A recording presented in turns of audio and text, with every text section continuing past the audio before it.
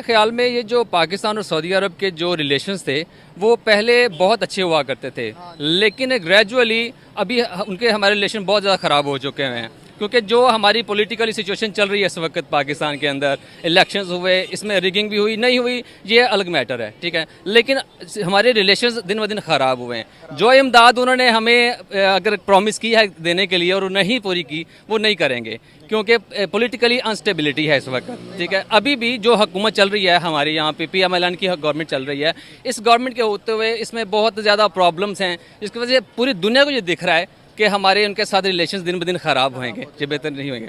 लेकिन अगर कुछ इमदाद अगर मिली है, और मैं समझता हूँ कुछ भी मिला है तो वो भी आप सोने पे सुहागा ही सब मिले। हाँ जी। और सेकंड बात आपने की है कि जो इंडिया और पाकिस्तान के रिलेशंस है, और इसमें जो हमारा जो मेन प्रॉब्लम है, जो इशू है, वो कश्मीर है।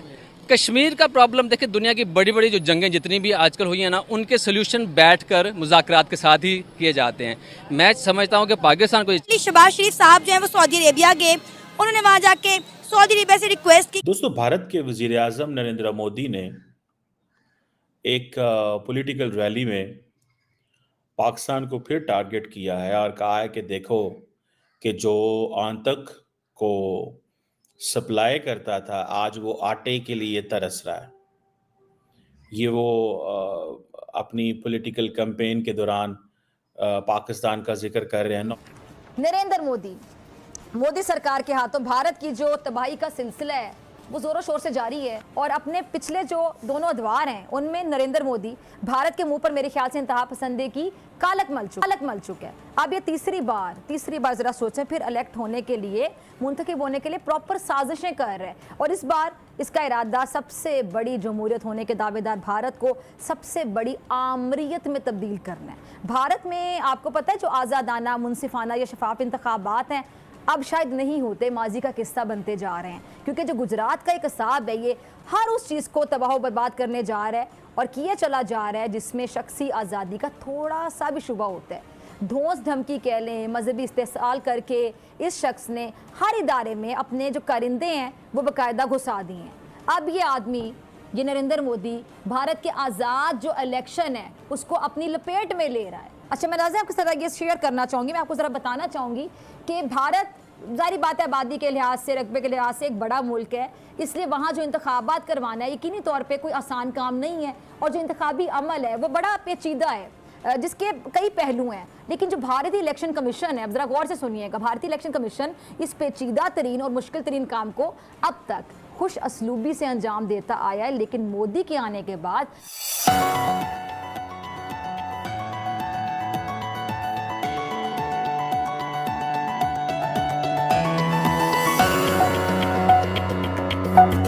अब इलेक्शन कमीशन की जो गैर जानिबदारी है वो बाकायदा ख़तरे में, लोगों ने इस हवाले से आवाज़ें उठानी शुरू कर दी हैं, क्योंकि मुस्लिम दुश्मनी आप देख लें, दहशत गर्दी देख लें, इंतहा पसंदी देख लें, दोस्त धमकी देख लें, इसके गन में बाकायदा लिथड़ा हुआ नरेंद्र मोदी अब इलेक्शन कमीशन के पीछे पड़ गया। और इसकी जो काली करतूतें हैं उसका क्या धरा ये है कि वो भारतीय इलेक्शन कमीशन जो अपनी शफाफियत के लिए मशहूर था, लोग तारीफ़ करते थे उसकी, आज़ादाना बाइख्तियार इदारा था, अब लोग उसे मोदी के यार की हैसियत से देखते हैं। अब ये एक ऐसा इदारा बन गया है, समझ लें, जो भारतीय जनता पार्टी जो है उसकी आप कह लें कि ज़ेली तंजीम कहला रहा है। और ये सब किया धरा किसका है? इसी नरेंद्र मोदी का, जिसने चालबाजी से भारतीय इलेक्शन कमीशन को अपने बाकायदा चुंगल में काबू में कर लिया है, और अपने 10 साल दौरे इक़्तिदार में चौकीदार बने चोर, यानी मोदी इलेक्शन कमीशन में अपने मनपसंद अफसरान की तकरीरें करता रहा है। उनकी तकरीरें होती है उसके मनपसंद होते हैं, चुन चुन कर बाकायदा ऐसे जो मनपसंद हैं, इंतहा पसंद कह लें, उनको भारतीय इलेक्शन कमीशन में लगाया गया, जो मोदी की इंतहा पसंदाना जो पॉलिसीज़ हैं उनको सपोर्ट करें, उनकी हामी हो, जो इंसाफ नहीं बल्कि इंतहा पसंदी पर यकीन रखते हों, जिनकी रगों में RSS का फ़लसफ़ा कूट कूट कर भरा हुआ हो। और मोदी की इस हरकत के ख़िलाफ़ भारतीय सुप्रीम कोर्ट का दरवाज़ा भी खटखटाया गया, जिस पर हुआ क्या ज़रा सुने। भारतीय सुप्रीम कोर्ट ने सरबरा समेत इलेक्शन कमीशन के जो 3 कमिश्नर हैं उनकी तकर्री का तरीक़ाकार बदल दिया, और पहले इन आला तरीन ओहदों पर तकर्री जो है इंडिया के सदर वज़ीर आज़म की सिफारिश पर करते थे, लेकिन अदालत ने वज़ीर आज़म, कायदे हिज़्ब इख्तिलाफ और चीफ जस्टिस ऑफ इंडिया पर मुश्तमिल एक सिलेक्शन पैनल तश्कील दे दिया। लेकिन ये एक आरजी इकदाम था, उस वक्त तक इस पर अमल का हुक्म था जब तक पार्लियामेंट मुस्तकिल हल के लिए कानून साजी कि आप कश्मीर के मुद्दे पर पाकिस्तान का साथ दें। यूएन में हमारा साथ देने के उन्होंने साफ साफ इनकार कर दिया। हमारे शहबाज शरीफ साहब उम्रा करने के लिए सऊदी अरेबिया गए हुए थे। सऊदी अरेबिया में गए और उन्होंने हमारे MBS से मिले, मोहम्मद बिन सलमान से। मोहम्मद बिन सलमान से मिलने इससे पहले बता के गए थे कि भाई तकरीबन $50 बिलियन की इमदाद मिलेगी पाकिस्तान को।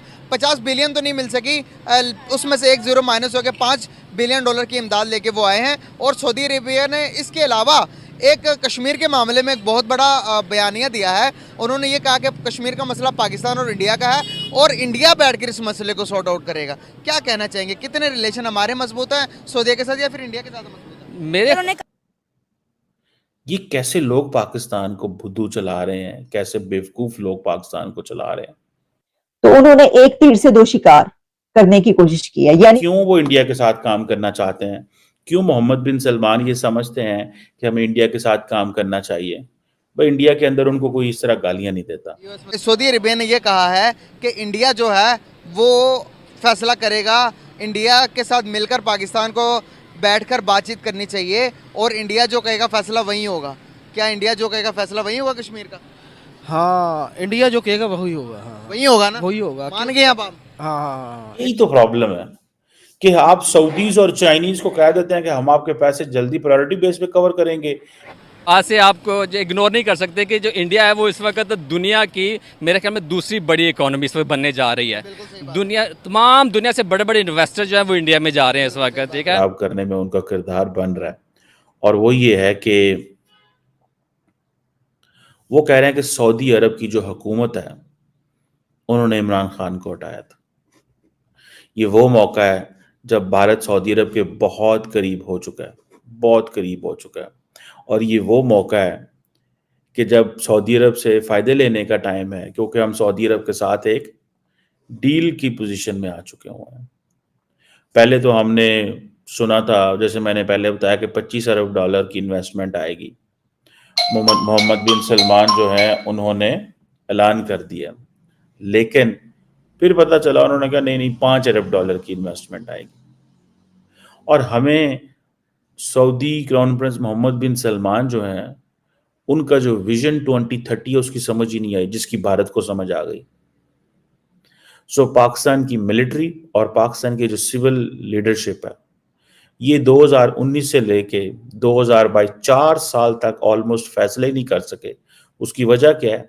क्योंकि हमें उस पैसे की आदत पड़ी हुई थी जो गायब हो जाता था, जिसकी अकाउंटेबिलिटी कोई नहीं थी, जिसको ट्रेस नहीं किया जा रहा था। एक हुकूमत देती थी, दूसरी हुकूमत लेती थी, और ये पॉलिटिशियन क्या करते थे हमें पता ही नहीं चलता था। लेकिन फिर हमने उसके बाद एक फोरम बनाया है SIFC, मैं उसके हवाले से भी बात करूंगा कि हमने सऊदीज को क्या गारंटीज दी हैं। सो जनाब, अब हम सऊदी अरब को कहते हैं कि सऊदी अरब, इमरान खान की पार्टी ये कहती है कि ये सऊदी अरब है, इसका बड़ा किरदार है